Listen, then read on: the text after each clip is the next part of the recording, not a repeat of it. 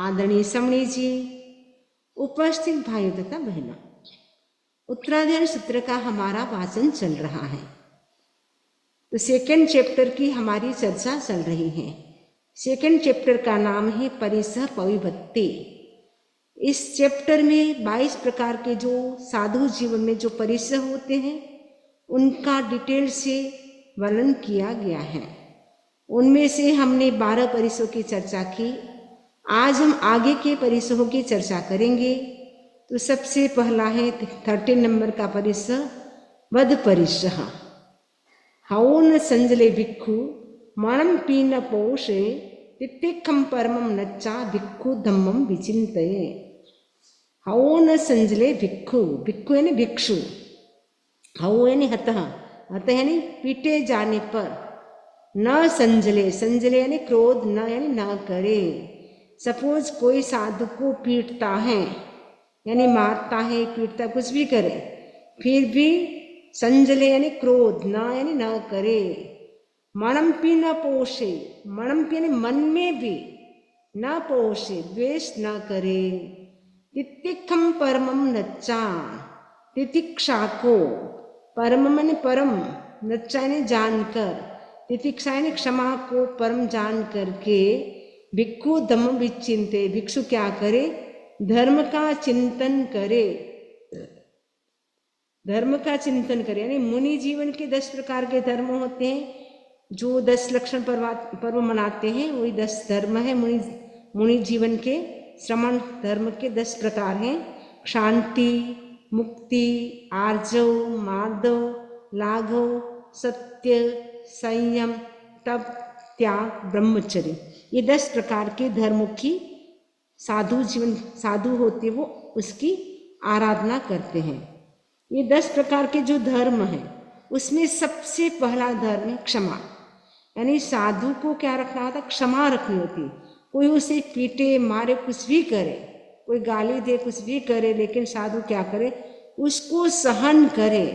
वो साधु जीवन का लक्षण क्या है, क्षमा करना। साधु होते वो क्षमा करता है। शांत होता है वो साधु होता है। जो गुस्सा करता है वो साधु नहीं होता है, संत नहीं होता है। संत कौन होता है, जो शांत रहता है। तो जो संत है, साधु है, वो क्या करे, धर्म का चिंतन करे, यानी श्रमण धर्म का चिंतन करे। श्रमण धर्म का जो 10 प्रकार है उनमें फर्स्ट है क्षमा। तो क्षमा का चिंतन करे। मुझे कोई भी मारे पीटे, मुझे द्वेष नहीं करना है। मेरी बहुत निर्जरा हो रही है, क्योंकि जितना हम सहन करते हैं उससे हमारी अधिक से अधिक निर्जरा होती है। श्रवणम संजयम दंतम हणेजा कोई कत्थे नत्थी जीवस्य नासुक्ति एवं पहेज संजय। संजय यानी संयमी मुनि जो हैं वो कैसे होते, दांत होते यानी इंद्रियों का दमन करने वाले होते हैं। श्रमण यानी श्रमण है, जो श्रमण है, दांत है, संयमी है, उनको हणेजा कोई कत्थे, कत्थे मैंने कोई, उनको हणेजा, हणेजा यानी कोई पीटे तो क्या करे, क्या चिंतन करे, केवल ये तो मेरे को पीट रहे हैं, मेरे को मार तो नहीं रहे हैं, ये तो केवल मेरे को पीट रहे हैं, ये तो मुझे मार तो नहीं रहे, ऐसा चिंतन करे। नत्थी जीवस्य नासुक्ति, ये मेरी आत्मा का तो नाश नहीं कर रहे, ये तो केवल मुझे पीट रहे हैं लेकिन मार तो नहीं रहे। अगर मारे तो क्या चिंतन करे, ये मेरी आत्मा का तो नाश नहीं करते, केवल मेरे शरीर का नाश कर रहे हैं। क्योंकि आत्मा तो अजर अमर है, परमानेंट है, उसको कोई भी नाश नहीं कर सकता है। शरीर का ही नाश हो सकता है, आत्मा का तो नाश नहीं हो सकता है। पीटे तब ऐसे सोचे कि पीट रहे, मुझे मार तो नहीं रहे। मारे तो चिंतन करे कि ये मुझे मार रहे हैं लेकिन ये मेरे शरीर को मार रहे हैं, मेरी आत्मा का वो नाश नहीं कर सकते। एवं पेहेज संजय, इस प्रकार साधु क्या करे, संयमी साधु क्या करे, पेहेज का मतलब है चिंतन करे, लेकिन प्रतिशोध की भावना न लाए, टिट फॉर टेट की भावना न लाए। जैसे को तैसा, उसने मेरे साथ ऐसा किया है मैं भी उसके साथ ऐसा करूँगी, ऐसा नहीं। साधु होते हैं उसके प्रति द्वेष भी न करे और वो पॉजिटिव रहे, उस स्थिति में भी वो पॉजिटिव रहे। उससे उनकी क्या होती है, कर्मों की निर्जरा होती हैं। यदि वो उस समय द्वेष करते हैं, वो भी गुस्सा करते, फिर वो भी उनके जैसे हो जाता है। तो साधु को कोई भी मारे पीटे कुछ भी करे, लेकिन समता रखे। समता रखने से वो आराधक बन जाते हैं। यदि उस समय वो प्रतिशोध की भावना यानी वेर की भावना, बदले की भावना यदि होती है मन में, तो वो विराधक हो जाता है। एक घटना आती है, श्रावस्ती नगरी थी, उसमें एक राजा था जिसका नाम था जितशत्रु राजा।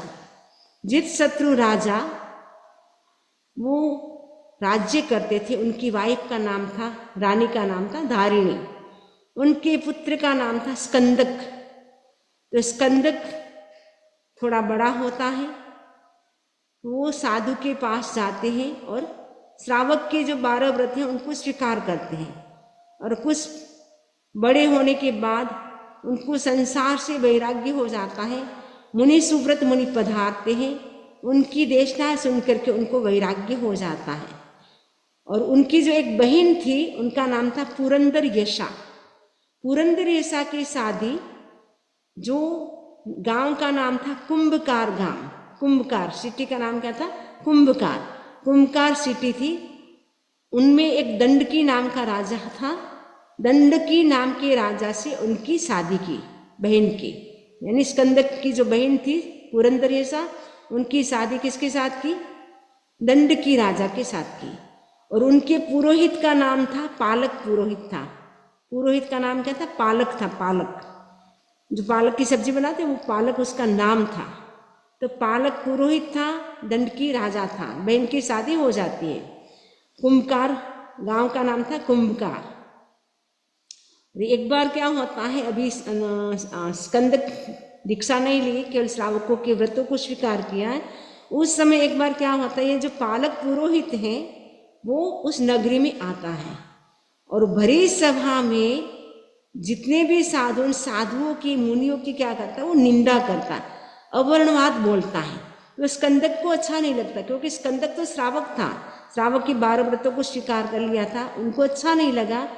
तो उसने क्या किया, स्कंदक ने क्या किया, उस पुरोहित को एकदम निरुत्तर कर दिया। ऐसा कुछ जवाब दिया, आंसर दिया, जिसके कारण वो एकदम निरुत्तर हो जाता है, जिसके कारण उसके मन में क्या है, स्कंदक के प्रति द्वेष भाव हो जाता है। उसको लगता है कि भरी सभा में स्कंदक ने मेरा क्या किया है, अपमान किया है, तिरस्कार किया है। उसके मन में एकदम उस समय से स्कंदक के प्रति पालक का द्वेष हो जाता है। अब कुछ समय के बाद 20वें तीर्थंकर मुनि सुव्रत भगवान थे, वो पधारते हैं। जैसे ही श्रावस्ती नगरी में पधारते हैं, सारे लोग देशना सुनने के लिए जाते हैं। ये स्कंदक भी देशना सुनने के लिए जाता है। देशना सुन करके उनके भीतर वैराग्य की भावना हो जाती है, यानी दीक्षा ले लेते हैं।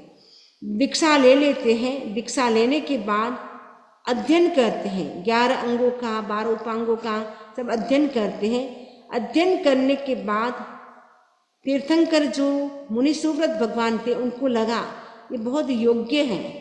तो योग्य होने के कारण उनके साथ 500 शिष्य दिए और कहा तुम आचार्य बनो और आचार्य बन करके अलग से विहार करो।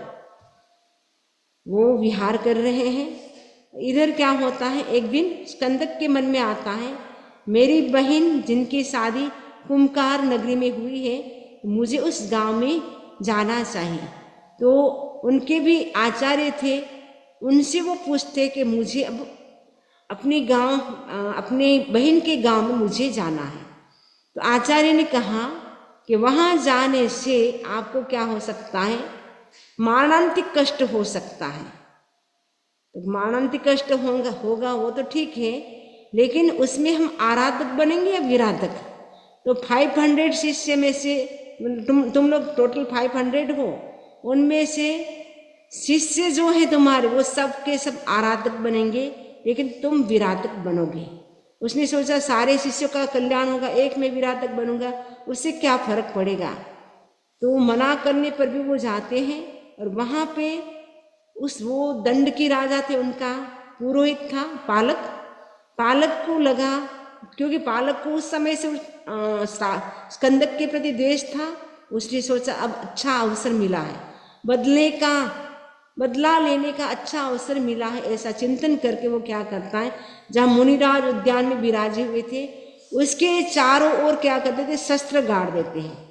शस्त्र गाड़ने के बाद पालक ने राजा से कहा, देखो ये मुनि जी आए ने, वो आपका राज्य को लेने के लिए आए हैं। अगर आपको विश्वास न होता हो आप उसकी जांच कर सकते हैं, सर्च कर सकते हैं। तो राजा क्या करता, अपने जो दूत थे उनको भेजते हैं और कहा, देखो तुम क्या है, ये रियल है या ऐसे ही झूठा बोल रहा है। तो सारे जो दूत थे वो जाते हैं, देखा उद्यान के चारों ओर, यानी गार्डन था उसके चारों ओर क्या थे, शस्त्र थे। तो राजा से निवेदन किया, ये जो पालक ने कहा वो सब सही है। तो दंड की जो राजा थे उनको भी इतना गुस्सा आता है और कहा, ये जो 500 शिष्य हैं स्कंदक सहित 500 शिष्य को तुम्हारे अंडर में करता हूँ, और इन 500 जो 500 शिष्य हैं उन सभी को क्या करना है, घानी में पीलना है। पुरोहित तो उसी ताक में था, अब पुरोहित के अंडर में 500 साधुओं को कर दिया। अब घानी तैयार करते हैं, एक एक शिष्य को वो घानी में डालता जा रहा है। जैसे तिल को कैसे घानी में डालते हो, तेल निकालते हैं, वैसे ही एक एक शिष्य को वो घानी में डालता जा रहा है। और इधर वो जो स्कंदक था वो सभी को आराधना कराता है, हमें द्वेष नहीं रखना है, कोई भी मारे पीटे कुछ भी करे लेकिन आपको समता रखनी है। तो एक एक शिष्य एकदम समता में रहते हैं, उत्कृष्ट भावों से इतनी एक्सट्रीम लेवल पे जो वध परिसर था उनको वो सहन करते हैं और केवल ज्ञान को प्राप्त हो जाते हैं और सिद्ध हो जाते हैं उसी समय। ऐसे करते करते लगभग 498 हो गए। अब 2 बाकी रहे, एक कौन रहे, एक स्कंदक और उनका छोटा सा शिष्य, बहुत प्यारा शिष्य था, इतना छोटा सा शिष्य। अब स्कंदक ने पालक से कहा कि प्लीज पहले मुझे घाने में पी लो, ये मेरे सामने ये छोटा बालक, छोटा संत जाएगा, मैं उसको देख नहीं सकता हूँ। पालक तो और मजा लेता है, अच्छा ऐसी बात है, तब तो मैं छोटे संत को ही पहले पी लूंगा। अब छोटा सा संत उसको पीलते हैं, लेकिन छोटा जो संत था वो भी इतनी दृढ़ता रखता है और इतनी समता रखता है, बिल्कुल भी वो द्वेष नहीं करता है, गुस्सा नहीं करता है। वध परिसर जो हो रहा था उसको इतनी समता से सहन करता है, भावों की श्रेणी ऐसी बढ़ती है, छोटा सा शिष्य उसको भी केवल ज्ञान हो जाता है, उसी समय वो भी सिद्ध हो जाता है। अब लास्ट बचे स्कंदक आचार्य जो थे, स्कंदक आचार्य को पिलना शुरू किया।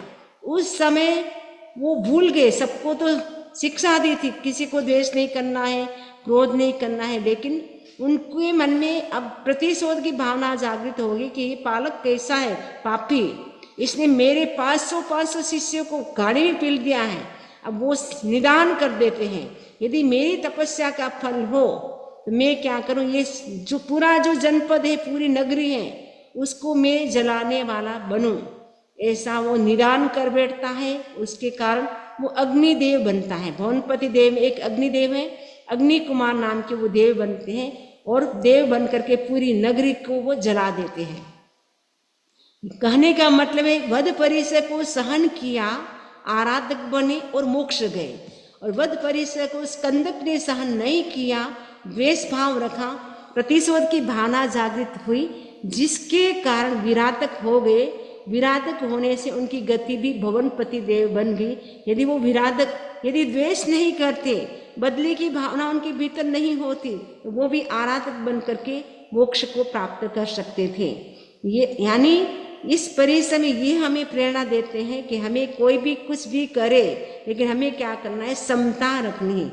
जितनी हम समता रखते हैं उतने हमारे कर्मों की निजा होती है। जितना हम प्रतिशोध की भावना रखते हैं उससे विराधक भी होते, प्लस हमारी गति बिगड़ जाती है और अनंत संसार परिभ्रमण हमारा बढ़ जाता है। क्योंकि निदान कर लिया, निदान एक प्रकार का शल्य है, तो निदान करने से व्यक्ति का जन्म मरण का जो चक्र है बहुत ज़्यादा बढ़ जाता है। इसलिए कभी भी हमें निदान नहीं करना चाहिए। यदि निदान भी किया है, आपको याद है, उस निदान का हमें क्या करना चाहिए, प्रायश्चित कर लेना चाहिए ताकि हम शुद्ध हो जाएं।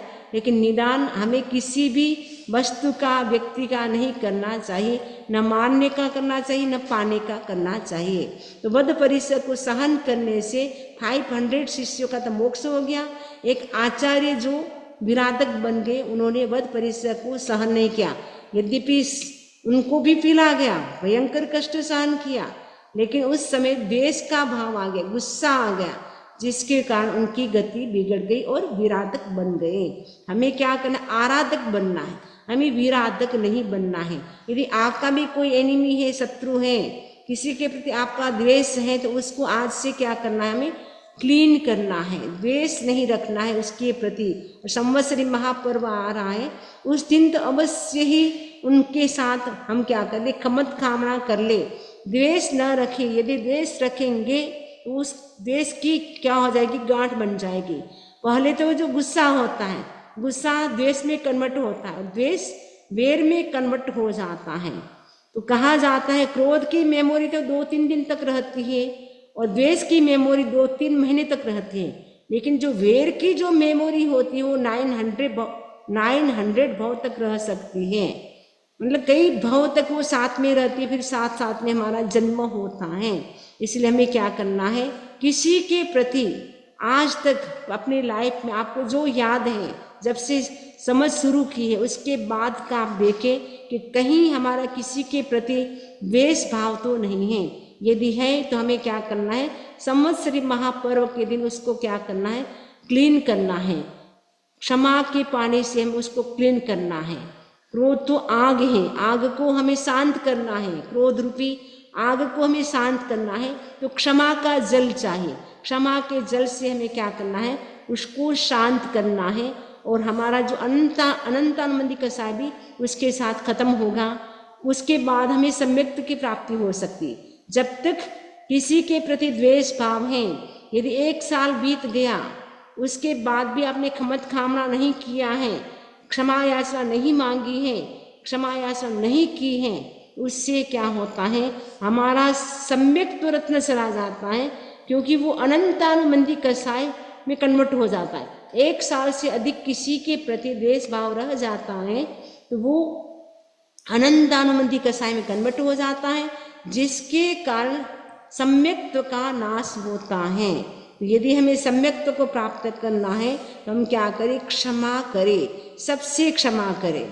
क्षमा करना बहुत अच्छी बात होती है, क्षमा करने वाला महान होता है, क्षमा करने वाला कभी भी नीचा नहीं होता है, छोटा नहीं होता है।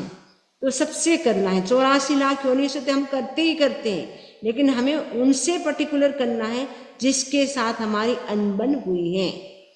तो ये वध परिसर आपको समझ में आ गया। इसके आगे वाला 14 नंबर का परिसर है जायणा परिसर।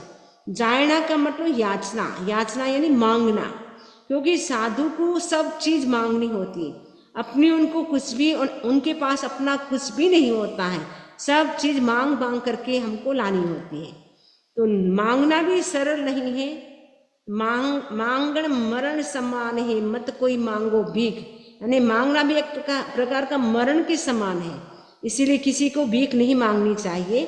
तो जो गृहस्थ होते हैं उनके लिए मांगना तो और भी कठिन है।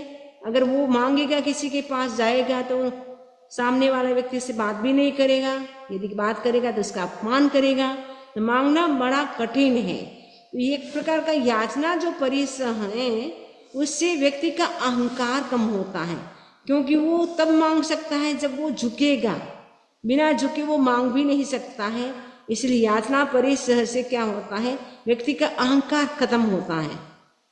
एक राजा था, वो सन्यासी के पास आता है कि मेरे अहंकार इतना है कि मेरी साधना में वो बाधक बन रहा है, उस अहंकार के कारण मैं साधना प्रॉपर नहीं कर पा रहा हूँ, मेरा अहंकार कैसे खत्म हो सकता है, उसके लिए कोई आप उपाय बताएं।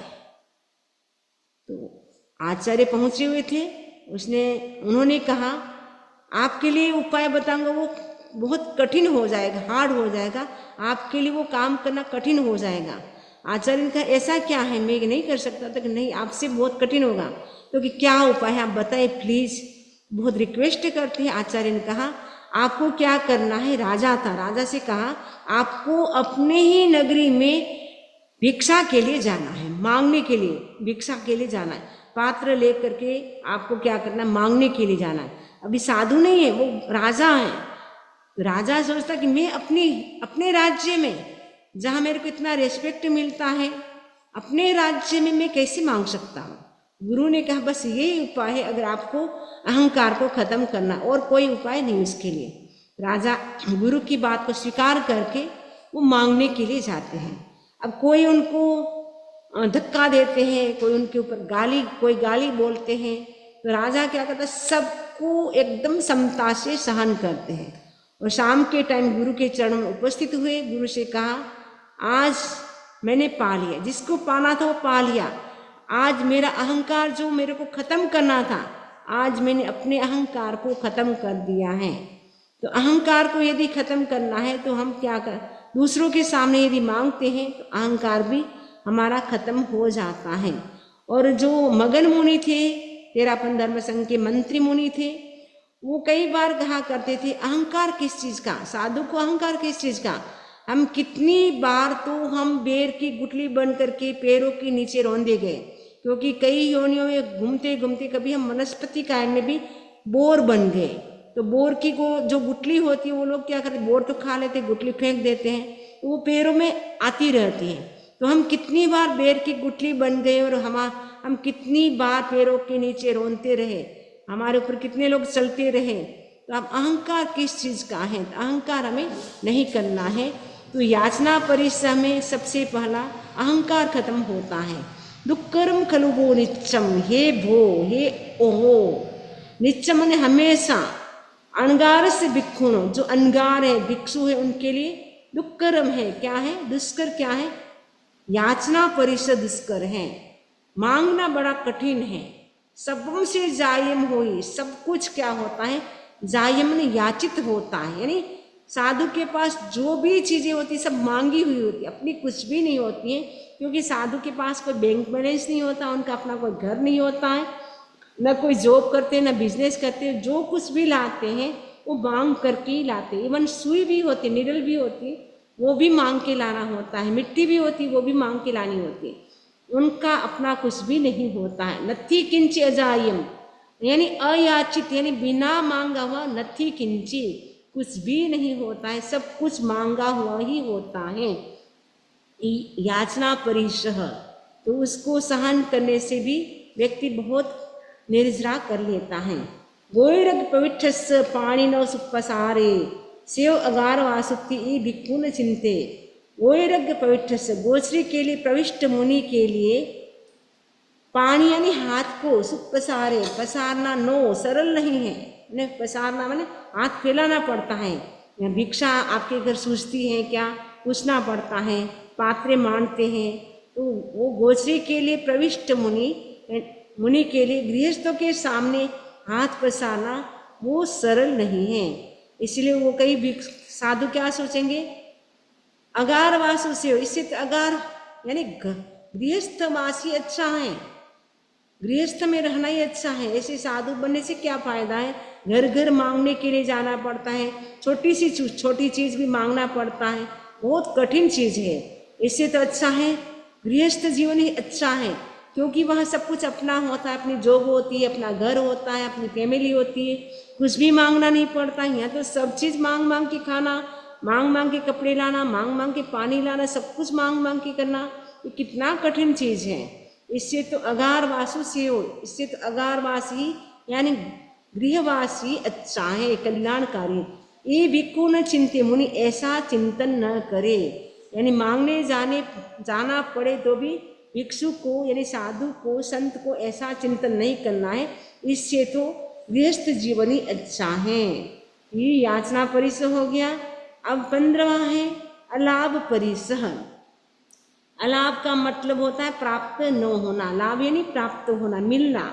लाभ का मतलब है न मिलना। साधु घर घर भिक्षा के लिए जाते हैं, कई साधु ऐसे होते हैं इनको आहार नहीं मिलता है। परेशु घास में से जा भोयने पर निठे लद्दे पिंडे अलद्दे माँ नाणु तप्पे संजय। परेश यानी गृहस्थों के लिए गृहस्थों के घर भोजन तैयार होने पर, भोजन यानी भोजन, परिनिठ यानी तैयार हो जाने पर मुनि क्या करे, ऐसने जा गवेषणा करे, उसकी गवेषणा करे। लद्दे पिंडे अलद्देवा, लद्दे ने प्राप्त होने पर, पिंडे ने भिक्षा, गोचरी, भिक्षा मिलने पर अथवा न मिलने पर नाणु तप्पे संजय, अनुताप न करे। मिलने पर तो खुश न हो, न मिलने पर अनुताप यानी पश्चाताप न करे, ऐसा चिंतन न करे, हाय मैं कितना अभागा हूँ, बेड लक है मेरा, मुझे कुछ भी नहीं मिलता है, और जब मिले तब वो वाह, आई एम वेरी लक, कि मैं बहुत भाग्यशाली हूँ, मुझे कितना मिलता है, जहाँ भी जाता हूँ मुझे बहुत कुछ मिलता है। तो मिलने पर भी वो अहंकार न करे, न मिलने पर वो पश्चाताप न करे। अज्जे वाहम न लब्धामी अविलाभो सुयेस्या, जो एवं परिसंख्यिवे अलाभोत्तम न संजय। अज्जे वाहम न लब्धामी, अज्जे मैंने आज, अहम मैंने मुझे, न लब्धामी नहीं मिला है, अविलाभो सुयेस्या, तो सुये मैंने कल लाभ होगा, यानी कल मुझे मिलेगी। आज नहीं मिली मुझे गोचरी, आज मुझे भिक्षा नहीं मिली, कोई बात नहीं, कल मुझे मिलेगी। इस प्रकार वो पॉजिटिव रह करके क्या करे, उसको सहन करे। जो एवं परिसंभिखे, तो इस प्रकार परिसंभिखे यानी सोचता है, अलापोत्तम न तज्जे, उसको अलाभ नहीं सताता है, तज्जे नहीं सताना, न यानी नहीं सताता है। मैंने जो ऐसा चिंतन करता है कि आज मुझे भिक्षा नहीं मिली परंतु संभव है कल मिल जाए, तो इस प्रकार सोचता है, उसे अलाभ नहीं सताता है। तो अलाभ परिसर भी सहन करना बहुत कठिन होता है। आपको पता है जो वासुदेव कृष्ण थे उनके पुत्र का नाम था ढंढन मुनि। ढंढन मुनि भगवान नेमिनाथ के पास वो दीक्षा लेते हैं। दीक्षा लेने के बाद वो भिक्षा के लिए जाते हैं, लेकिन उनको भिक्षा नहीं मिलती। जहाँ भी वो जाते कहीं पर भी उनको कोई भी बहराने वाला, भोजन बहराने वाला नहीं मिलता था, या मिल जाए तो कुछ न कुछ अड़चन आ जाती थी, लेकिन उनको मिलता नहीं था। इवन जहाँ उन घरों में वो गए हैं, जिन जिन घरों में, उनके घरों में दूसरे साधु जाते, उनको भी अंतराय हो जाती, लाभांतराय हो जाती, उनको भी नहीं मिलता था। अब ये पता चलता है तो वो क्या करते हैं, अभिग्रह करते, भगवान से आज्ञा ले करके अरिष्ट नेमि, नेमिनाथ नहीं, भगवान अरिष्ट नेमि के पास वो भिक्षा लेते हैं। तो भिक्षा लेने के बाद संकल्प कर लिया, अभिग्रह कर लिया कि मुझे अपनी लब्धि का ही भोजन करना है, मुझे अपनी लब्धि का ही भोजन करना है, मुझे किसी के साधु का लाया हुआ आहार नहीं करना है, ऐसा संकल्प करते हैं। कौन? ढंढन मुनि ऐसा संकल्प कर लेते हैं। तो ढंढन मुनि ऐसा संकल्प करने के बाद अब क्या करते हैं, क्योंकि वो आहार तो उनको मिलता नहीं है और दूसरे साधुओं का भी उनको आहार नहीं लेना है, दूसरे साधुओं का भी आहार नहीं लेना है, अपनी लब्धि का भी उनको आहार नहीं मिलता है, तो जिसके कारण उनका जो शरीर था एकदम कृश हो जाता है, एकदम वो कृश हो जाता है, लेकिन उनके शरीर पे उन तेज था। अरिष्ट नेमि से निवेदन करते हैं, अब मैं अपनी लब्धि से जो मुझे मिलेगा वो ही मैं भोजन करूँगा, लेकिन मैं किसी के द्वारा लाया हुआ मैं भोजन नहीं करूँगा। ऐसा संकल्प करके वो अपनी साधना कर रहे थे। वो भिक्षा के लिए जाते लेकिन कहीं भी कुछ नहीं मिलता है। एक बार वासुदेव कृष्ण जो उनके पिता थे वो आते हैं दर्शन करने के लिए, और भगवान अरिष्ट नेमि से पूछते हैं, आपके इतने साधु हैं, उनमें उत्कृष्ट कोटि का साधु कौन है, उत्कृष्ट कोटि की साधना करने वाला कौन साधु है? भगवान अरिष्ट नेमि कहते हैं, आपका सुपुत्र ढंढन मुनि जो सबसे कठोर साधना कर रहा है, वो अलाभ परिसर को सहन कर रहा है, उनको भिक्षा नहीं मिलती है फिर भी वो उस परिसर को भी सहन करता है। वो कहाँ विराजे? मुझे दर्शन करने के, अभी वो भिक्षा के लिए गए हैं, आप जाओगे आपको रास्ते में ही मिलेंगे।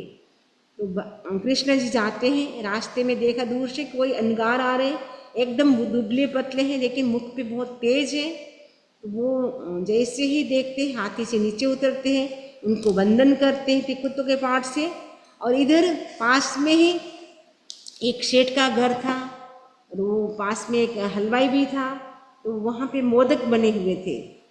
वो क्या करते हैं, देखा कि कृष्ण जी इतने बड़े वासुदेव 3 खंड के अधिपति हैं, वो भी साधु के चरणों में नीचे उतर करके बैठ करके वंदना करते हैं, तो मुझे भी क्या करना चाहिए, मेरे घर में मोदक बने हुए हैं तो मोदक मुझे बहराने चाहिए। तो वो सेठ क्या करता है, उनको मोदक भराते हैं। तो वो चूरमा के लड्डू लेकर के वो आते हैं अरिष्टनेमी के पास और भगवान अरिष्टनेमी से निवेदन कि आज तो मुझे अपनी लब्धि का मिला है। अरिष्टनेमी ने कहा नहीं, आज आपकी लब्धि का नहीं, यहाँ आपको जो मिला है, कृष्ण जी ने जो वंदन किया था उसके कारण सेठ के मन में विचार आया कि ये कोई बहुत बड़े संत होने चाहिए, इसलिए मुझे अपने हाथ से देना चाहिए। उनके घर में लड्डू बने हुए थे तो लड्डू आपको दिया है। तो मुनिराज का संकल्प था, ये मैं किसी को दे भी नहीं सकता हूँ, खा भी नहीं सकता हूँ। वो आज्ञा लेकर के वो परखने के लिए जाते हैं। तो उनकी भावधारा इतनी विशुद्ध होती है, इतनी विशुद्ध होती है कि लड्डू का चूरा करते करते कर्मों का चूरा कर देते हैं। गुजराती में हम प्रश्न भी पूछते हैं कि लाडवानो चूरो करता करता कर्मनो चूरो कोने कर्यो। लड्डू का चूरा करते करते कर्म का चूरा किसने किया, दंडन मुनि ने किया। लड्डू का वो चूरा कर ऐसे ऐसे कर करके, क्योंकि परखना होता है, ऐसे डालना नहीं होता है, खड्डा बना करके चूरा करके डालना होता है। तो चूरा करते करते लड्डू का वो क्या करते हैं, एकदम भावधारा इतनी उत्कृष्ट होती है, केवल ज्ञान की प्राप्ति हो जाती।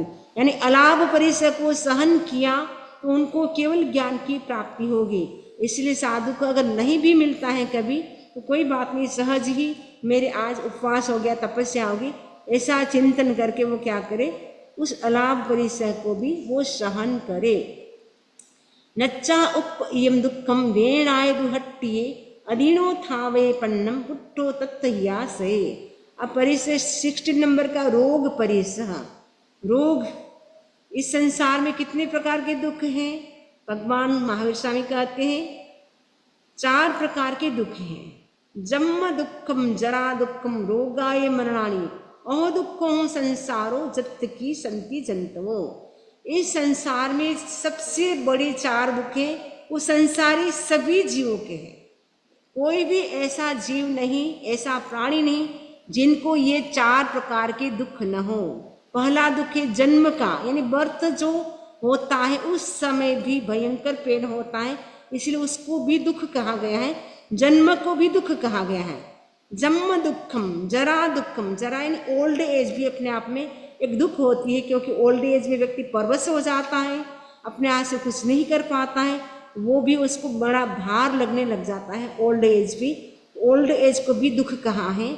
जन्म दुखम जरा दुखम रोगाय मरणान्य, रोगाय यानी रोग को भी दुख कहा है। शरीर में ऐसी ऐसी डिजीज हो जाती है जिसके कारण व्यक्ति बहुत परेशान रहता है। तो वो जो डिजीज होती है वो या तो कफ जनित होती है, या वायु से होती है, या पित्त से होती है। वात पित्त और कफ तीनों प्रकार के जो हमारी बॉडी में होते हैं, वात पित्त और कफ तीनों होते हैं, तीनों बैलेंस में रहते हैं, तब तो व्यक्ति हेल्दी रहता है। इनबैलेंस हो जाता है तो व्यक्ति की बॉडी में कोई न कोई वेदना हो सकती है, बीमारी हो सकती है।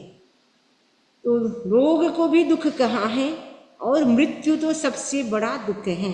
ये जो 32वां श्लोक है, 32 नंबर का श्लोक, इसमें रोग परिसर की चर्चा की गई है। पहले के जमाने के जो साधु होते थे वो रोग होने पर भी वो ट्रीटमेंट नहीं कराते थे, उस रोग को वो समता से सहन करते थे, लेकिन वो ट्रीटमेंट नहीं लेते थे। वर्तमान समय में तो ट्रीटमेंट साधु साध्वी लेते हैं, लेकिन भगवान महावीर स्वामी के टाइम के शिष्य भी नहीं लेते थे, और आज से लगभग 100 साल पहले भी शायद कोई साधु साध्वी ट्रीटमेंट नहीं लेते थे। इसीलिए कालूगणी के हाथ में जो एक व्रण हुआ था, फोड़ा हुआ था, उन्होंने ट्रीटमेंट नहीं कराया, इसीलिए उनकी मृत्यु हो गई। वो ट्रीटमेंट कराते तो शायद वो बच सकते थे। उस समय तक कालूगणी तक भी कोई भी साधु साध्वी ट्रीटमेंट नहीं कराते थे। आचार्य तुलसी ने उसका शायद खोला, ओपन किया, उसके बाद तो लगभग सभी संप्रदाय में साधु साध्वी ट्रीटमेंट शायद कराते हैं। तो पहले के ज़माने में इतनी सहन शक्ति होती थी, ट्रीटमेंट नहीं कराते थे, लेकिन वर्तमान समय में सहन शक्ति भी कम हो गई है और सोचते हैं कि थोड़ा सा ट्रीटमेंट करा के हम प्रायश्चित ले करके हम लंबे समय तक साधु जीवन का पालन कर सकते हैं, संयम का पालन कर सकते हैं। उस सोच वो चिंतन करके शायद खोला हो। तो इसमें बताया जा रहा है नच्चा उपयम दुखम, दुख यानी रोग उत्पन्न हुआ जान करके वेदनाएं दुहट्टिए, वेदना से दुहट्टिन पीड़ित होने पर भी अधीनो दिन न बने, लगे कि शरीर में कोई रोग हो गया है, वेदना हो गई है, उस वेदना होने पर भी व्यक्ति क्या न बने, दीन न बने। ठावे पन्नम पुट्ठो तत्यासये, व्याधि से विचलित होती ही पन्न मैंने प्रज्ञा को स्थिर बना रखे। ठावे का मतलब स्थिर रखे, यानी अपने मन में आकुल व्याकुल न बने, किसी भी प्रकार का नेगेटिव थॉट्स न करे।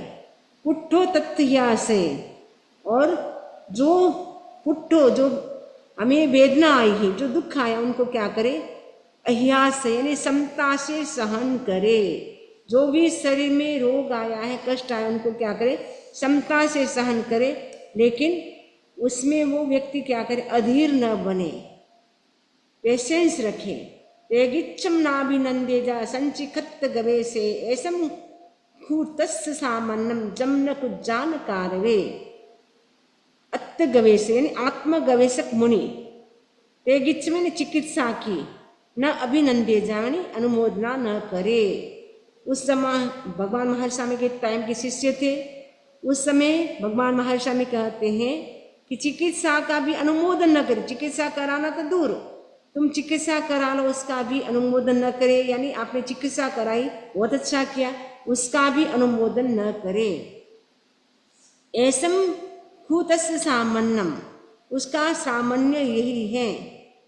जमन कुजान कारवे, वह चिकित्सा न कुजा न करे, न कार्य न कराए, लेकिन वो क्या करे, रोग हो जाने पर भी समाधि में रहे, समता में रहे, रोग होने पर भी ट्रीटमेंट न कराए, और जो रोग हो गया है उससे उनको जो पेन हो रहा है उसमें भी वो समता रखे, लेकिन वो मन में भी चिकित्सा कराने का चिंतन न करे और उसका अनुमोदन भी न करे। कौन, जो आत्म गवेशक मुनि है, यानी आत्मा की गवेषणा है, आत्मा को जिसको पाना है, सब दुखों से मुक्त होना है, ऐसा मुनि क्या करे, रोग हो जाने पर भी समता रखे।